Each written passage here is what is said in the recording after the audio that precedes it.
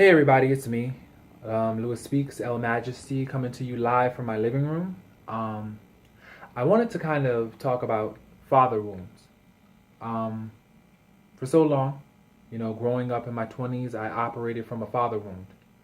I allowed my wounds to drive. Oftentimes in our early 20s, we allow our wounds to drive, and they drive us crazy, and they drive us anywhere but where we need to go.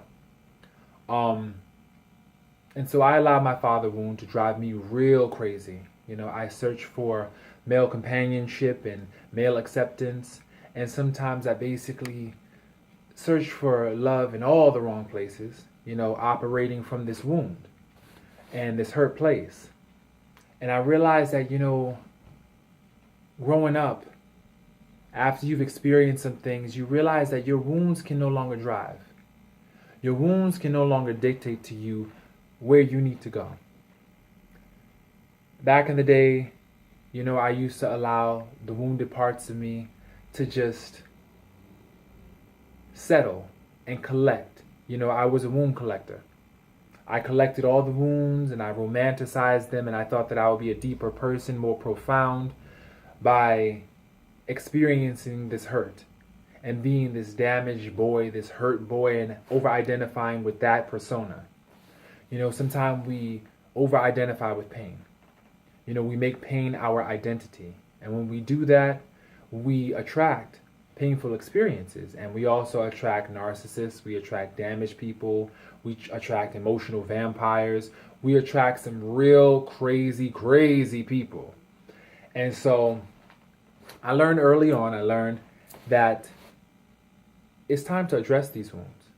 It's time to, step one is to identify them, which in most cases I have. Identify my wounds and my areas where I need to basically be stronger. And just recognize, recognition is really key.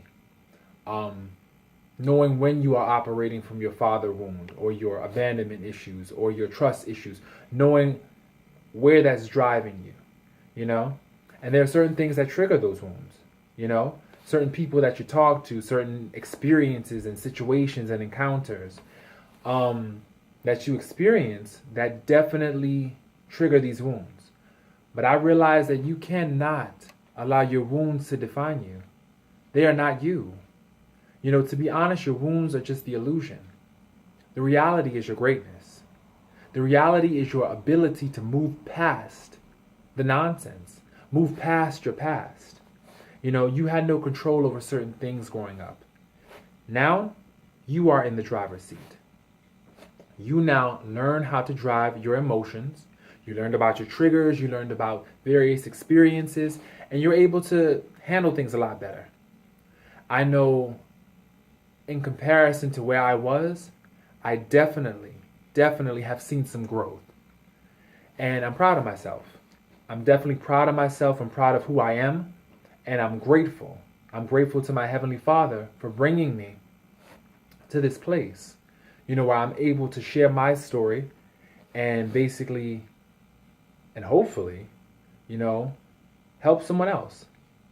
So I think that by turning, a painful situation into a lesson for someone else and for myself, of course, that definitely will help, heal certain aspects of my life. Can I say that the work is done? No. I'm still a work in progress. I'm still learning and growing and basically stretching myself and pretty much just dealing with the discomfort at times of revelations. You basically wake up to certain things and you have these exploding epiphanies, just one after the other, these bombs that go off, and you wake up and you realize what you put yourself through for the sake of your wounds. So for all those nursing a father wound, who had an absentee father in their life, matter of fact, who wasn't in their life, I encourage you to examine the many ways that wound has affected you. The many things that you have did as a result of not having that positive male influence in your life. And then after you identify that, it's about healing.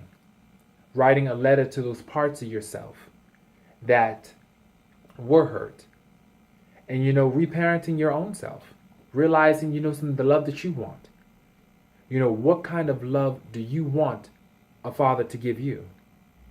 Make a list of all the things that you think will make an excellent father, all the things that you never had, and then begin to reclaim those things in your life by finding hopefully a positive male mentor, by even, doing some bibliotherapy, by reading and trying to find some answers, because that definitely helps, and just coming full circle, just doing the work and just being able to recognize when you are operating from this state of woundedness. Just knowing that really will be beneficial. So this is Lewis Speaks, signing off, wishing everybody a good night. And thank you. Thank you for listening.